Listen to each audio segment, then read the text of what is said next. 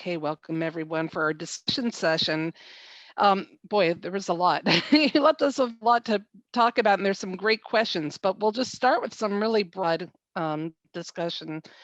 One of which is all of you are either working with modern indigenous populations, or in the case of David, you're working with ancient DNA samples from people who are indigenous peoples in different regions.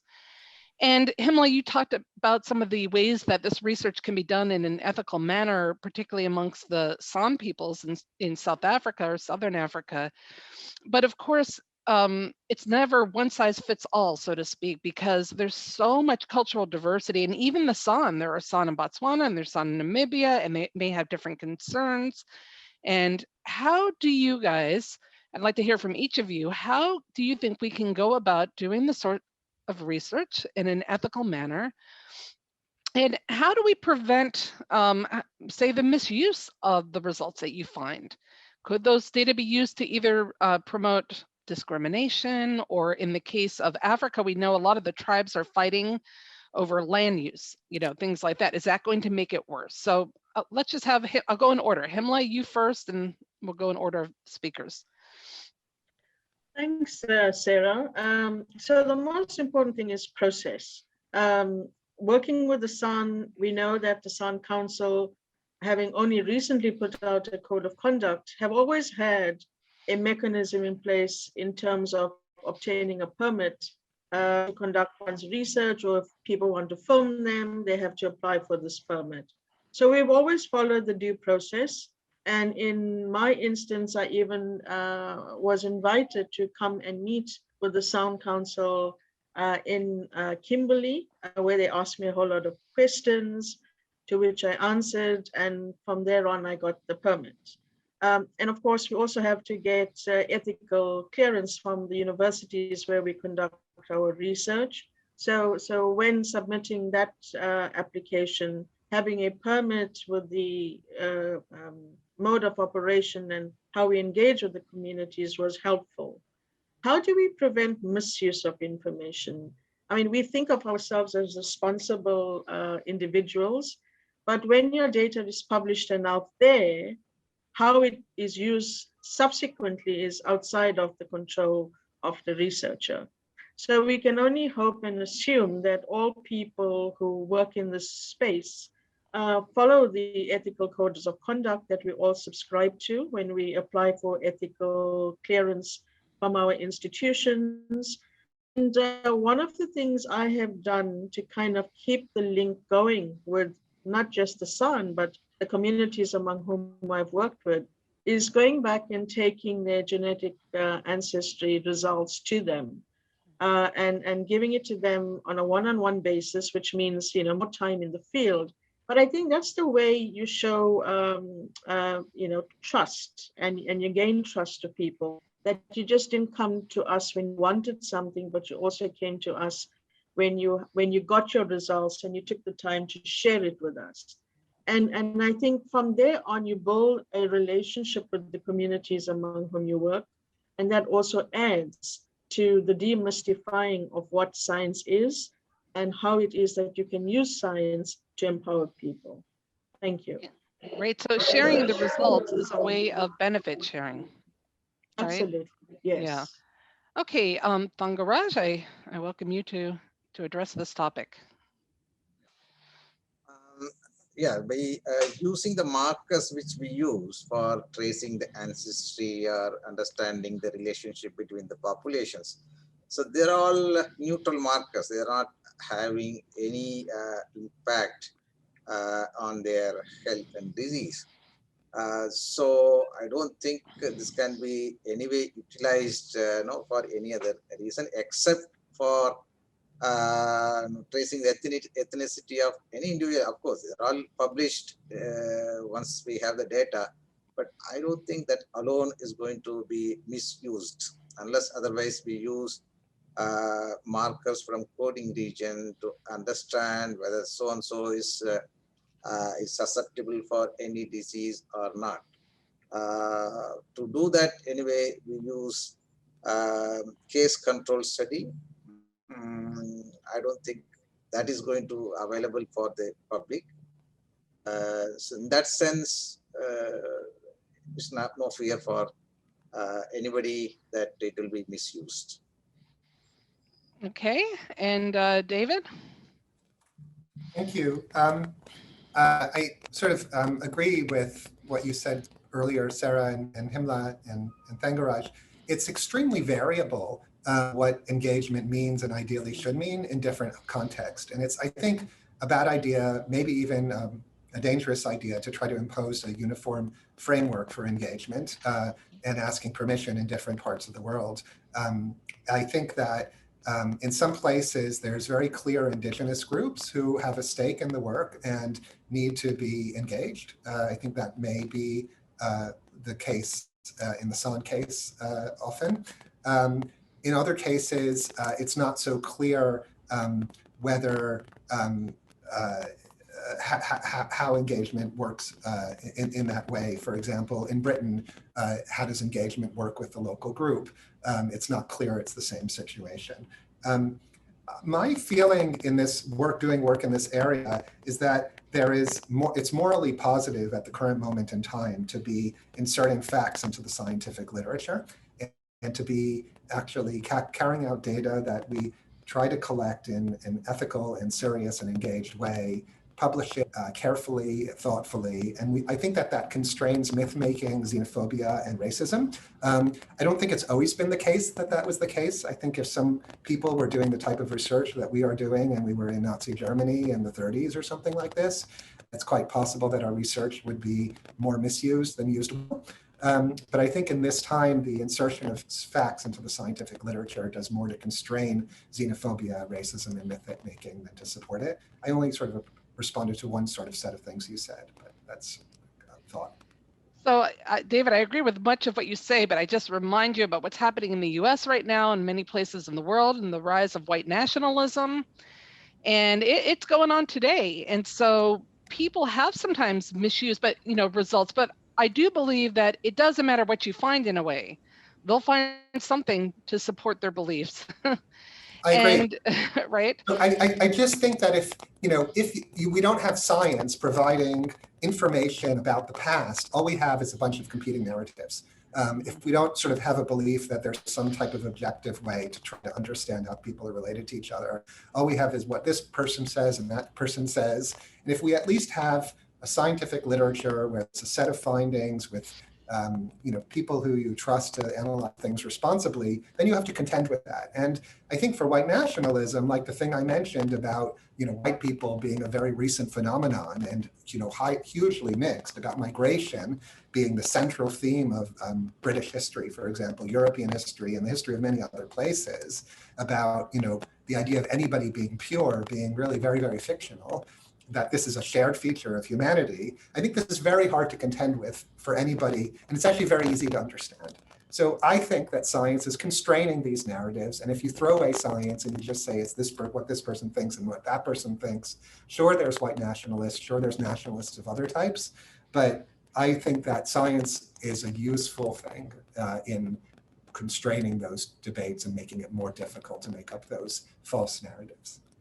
In fact, I can think of a great example where in the US, some of the white nationalist groups were trying to prove their so-called whiteness by whether or not they could drink milk.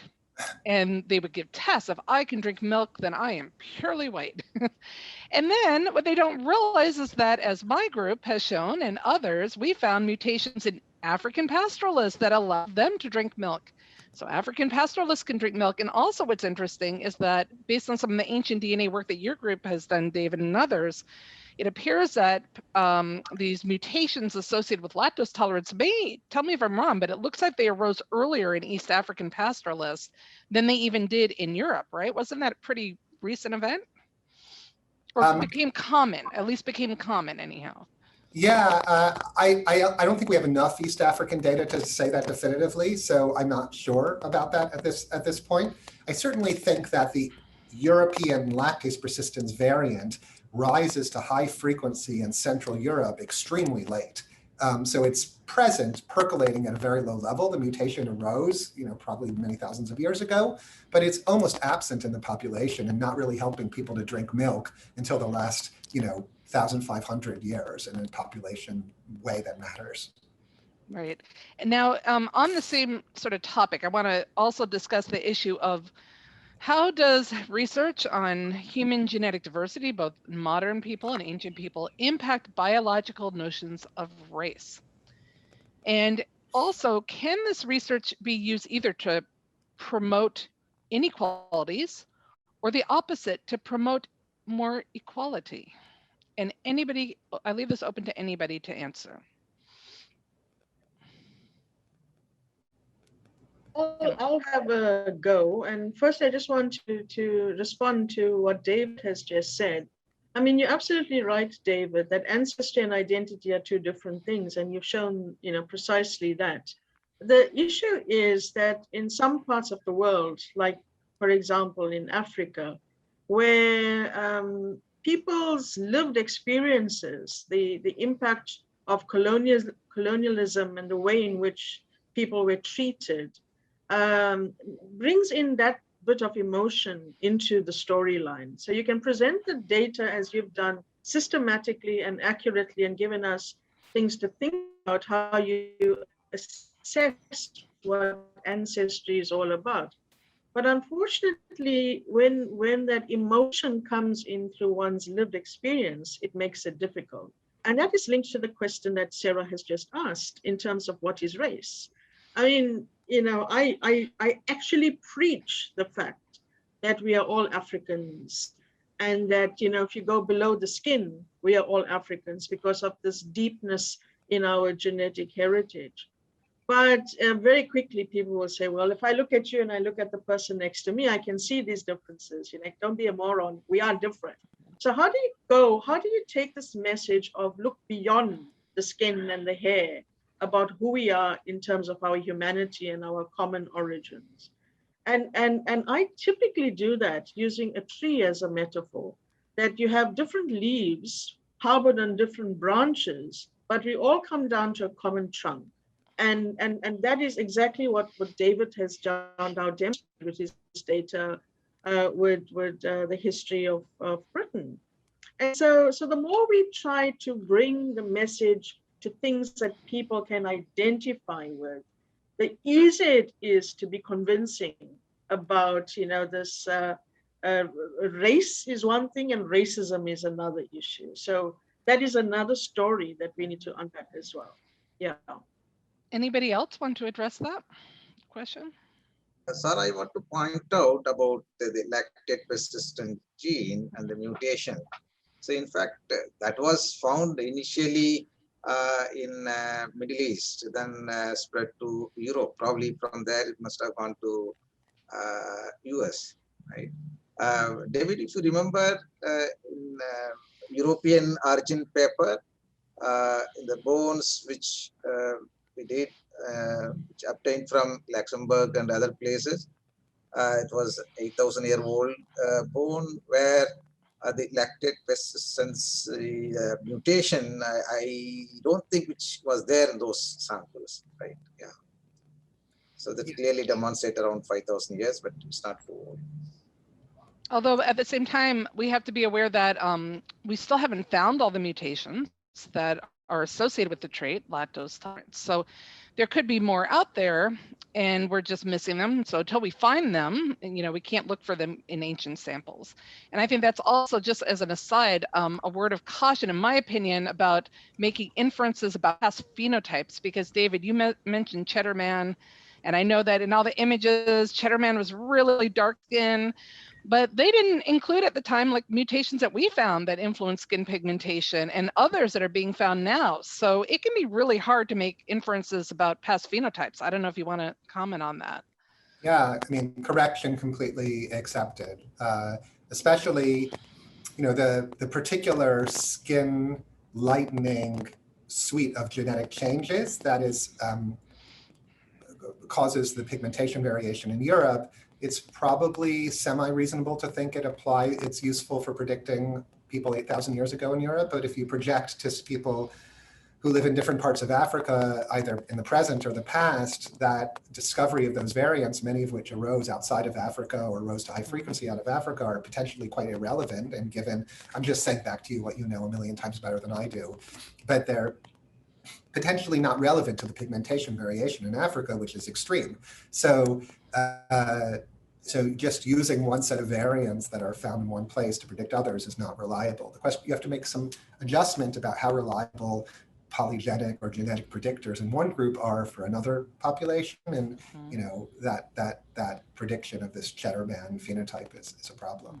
I think I think it looks like our time is getting short. Is that right? No, we have until 10:30. So pretty soon I'm going to be starting to transition to the Q&A from the audience. But continue if you have any other thoughts. Yeah, no, I mean, in regard to your questions about genetic and race, if I could take just one thing, which is that it's challenging. I mean, race is not biology. It's not a biologically real thing, but it is the popular perception of biology. So it's an interesting thing. So it's people kind of intuitive folk understanding of the nature of differences amongst people that is either imposed on them unwillingly from outsiders or people imagine about themselves. So it's not unlinked to biology because people's perceptions have some grounding reality, but it's often extremely wrong. Like in the United States, the racial category of Latino is very weird because it includes people of primarily African ancestry and people without any African ancestry at all, for example, people with primarily Native American ancestry and people with very little Native American ancestry.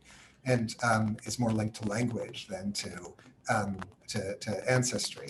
So I think that it's complicated because the messaging that biologists and geneticists and others, anthropologists, give about whether race is real or not and what it means needs to be, people have sense that there actually is something there, that there are differences. And if you tell people there are no meaningful differences, a lot of people will disbelieve you because people's gut feeling is that there are differences, there are phenotypic differences. People are willing to be convinced that skin color is a superficial trait, but like there are other differences that are meaningful. So I think that actually talking in a complex way, in a rich way, but also an easily understandable way about the nature of the things that Himla talked about, which are the time depth of human variation, or about Thangaraj talked about the time of arrival of people in different places. If you can communicate a sense of the depth of human variation, the nature of interbreeding and mixture between people, and how it is that this type of variation we perceive around us arrives,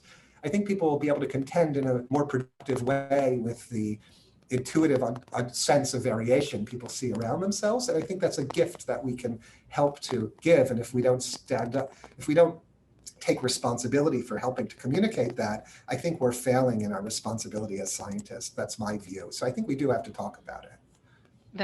I totally share your perspective.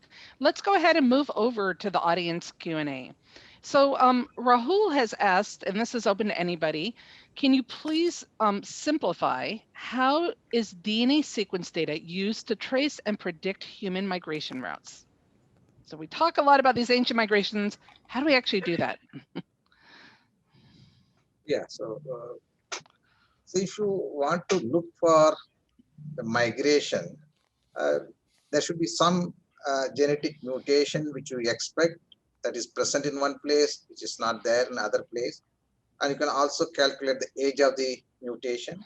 And if, for example, the ancestral mutation, ancestral nucleotide and the mutant, then you expect that how many thousand years back this mutation would have taken place. If the mutation in one place is it's an ancestral allele, but in the other place it's a mutant. And if you calculate there is a 4,000 years that mutation must have took place, then obviously we know that this population must have migrated from there. This is just for a simple example I'm saying. So similarly, you have a large number of markers to do that. You use mitochondrial DNA markers, you use chromosome DNA marker, and you use autosomal DNA markers. So there's a software which can predict the age from a common ancestor, and you can able to address this question. And following up on that, Himla, do you want to just touch briefly on what you learned from like mitochondrial DNA versus Y chromosome versus autosomal data? Yeah, Yeah, no, thanks very much. I mean, firstly, we need to understand the modes of transmission of different types of DNA so that the interpretations we make from those different data sets are taken contextually. So if I'm just using mitochondrial DNA, which is that element of DNA that's transmitted from mother to children, but only the daughters will pass it on. In the chat, I answered some questions about why mitochondrial DNA. And this DNA is transmitted in the absence of recombination. So we have a very exciting tool where we can study change over time in the absence of recombination, like we have in nuclear DNA, adding to patterns of variation. So mitochondria will tell us about how females have contributed in shaping the genetic profiles. Similarly, that non-recombining region of the Y chromosome that we use for study paternal transmission also has the equivalent in terms of building that story.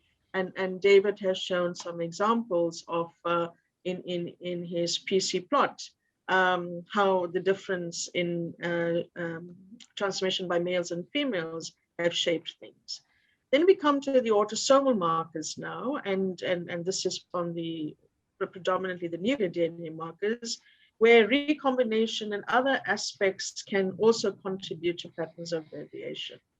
And each has its limitations and the strengths. So if you're talking about the true history of a population, you obviously want to study all the genetic markers. So we need to be aware of the strengths and limitations of each when we tell the story. So what I would see, for example, with mitochondrial DNA may not necessarily be the same for Y chromosome, because males have certain differences in, for example, their mate choices, how far they would travel to find a partner, and so on. And then where genetic admixture comes into place with the mixing, as we've seen very nicely from both of the other two presentations, we see differences coming. So the bottom line is, when you're telling a story, accept and understand what the strengths and limitations of your marker system is, and then build story. At the end of the day, it's one history we're talking about. That's the human journey. So eventually there should be some degree of convergence of how we see, the total population history in context. So I think it is important that we understand that, and depending on the question that you wish to ask, you have a suite of genetic markers you can use at your disposal when trying to address these. Thank you. Thank you for that excellent answer. Let me move on to a question by Shanti. She says, thank you speakers for these wonderful lectures and discussion. One of the issues that sometimes is a concern is the apparent differences between interpretations from the archaeological data and genetic studies, in particular as regards the timing of dispersal of modern humans into South Asia. This is perhaps owing to the rather sparse data from, or dates, I'm not sure, from Paleolithic sites in India. But an interesting issue to consider, especially in the light of a new research in terms of fossil finds, genetics, and archaeology. And to me, this also raises a general issue about, David, I'm hoping you can address, how is the sparsity of fossil material and the biases that we find material that we can get DNA from, ancient DNA in certain parts of the world, but it doesn't preserve tropical areas. And how is that shaping our interpretations of past population histories? Yeah, Thangaraj can answer this question as well as I can, but I'll take a shot. There are places in the world where our success at getting DNA that's old enough to be able to inform about population movements is incredibly poor. South Asia is one of them. Maybe it's the champion for them in some sense. It's very, very difficult in my experience. We have tried so many tribes and we have had a very small number of successes, but a huge number of failures. Sub-Saharan Africa is another, although not as bad, and there's many more successes, and it's much more so far. So because we don't have these anchor points of what ancestry was like at different time points in the past in South Asia more than 4,000 or 5,000 years ago, we really don't understand the ordering of arrival of different ancestral components that contribute to people today, or the possible existence of other ancestral components which are hardly represented today, in the same way that we do, for example, in places where we have much better data, like Europe and increasingly East Asia and the Americas. And so in Europe, we have evidence of, in the Ice Age, waves of mass movement across the region. And then those groups basically don't contribute very much to later groups, and they're replaced by other waves. There's no reason to think that that's not going on in other parts of the world. I mean, we have a paper in submission on foragers in East Africa right now, where we're doubling the time depth of DNA to 16,000 years ago. And it's quite clear that these groups are hardly connected to each other genetically. They're from the same deep sources, but there's very little what we call shared drift in the jargon, as if what you're seeing is just episodic expansions and blinking outs of populations in a highly diverse and humanly very, very complex landscape. And so without the dense sampling, you don't actually see that. And so you can get oversimplified pictures. Our picture of British population history before ancient DNA was similar than our history now, because we know that certain populations existed at certain times. So the more data we get, the more complex the picture that we observe.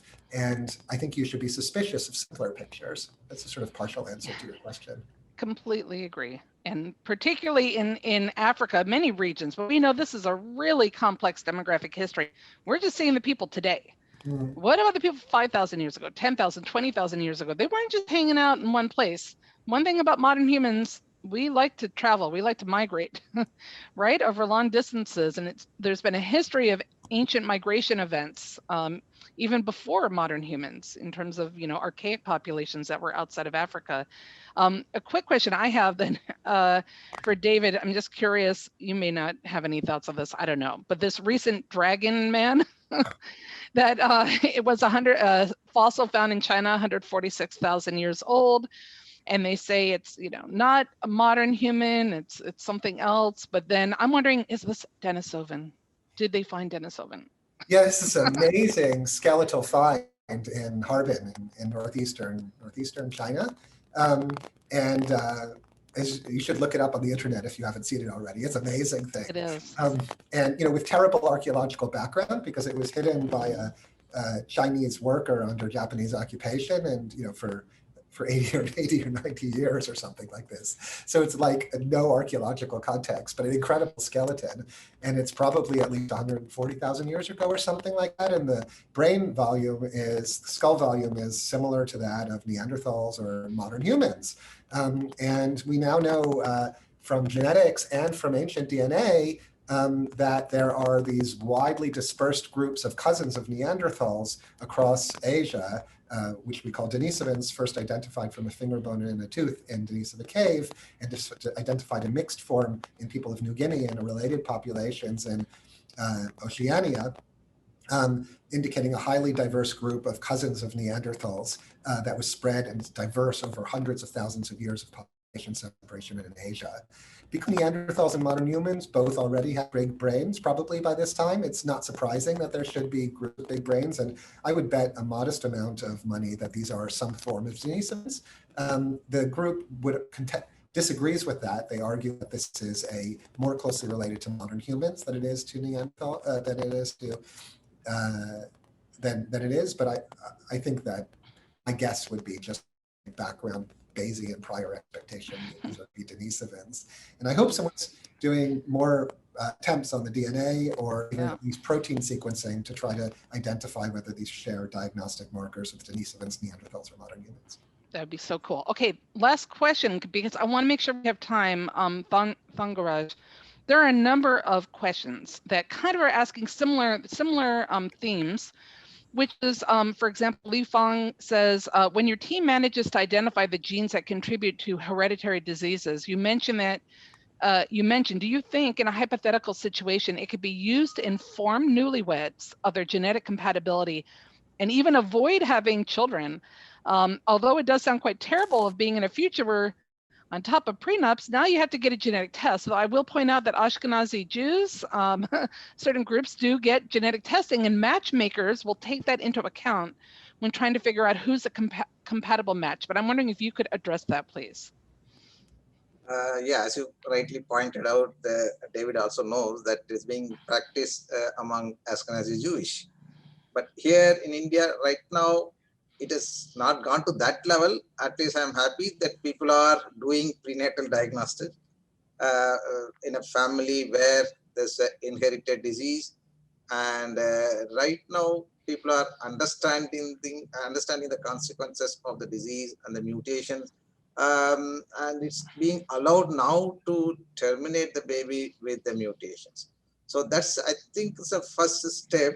People understand the consequences of mutations, and I hope that if it continues for next few years or maybe generations, people would adapt to that kind of situation where the Ashkenazi Jewish are practicing. There could be a premarital genetic counseling and testing. I'm sure that will happen soon. Okay, thank you so much. This has been a fascinating discussion. I could just go on forever, but unfortunately we have run out of time. I want to thank all of the speakers. And now I'm going to pass things over to Janine Stevens. Thanks so much, Sarah. Before we close out today, I just want to remind one more time the students and postdocs and any other trainees to go ahead and stay on the call. We're going to have a short, maybe 15 minutes or so, meet the panelists session where you'll get to learn a little bit more about all four of our panelists today and ask some questions that you may have.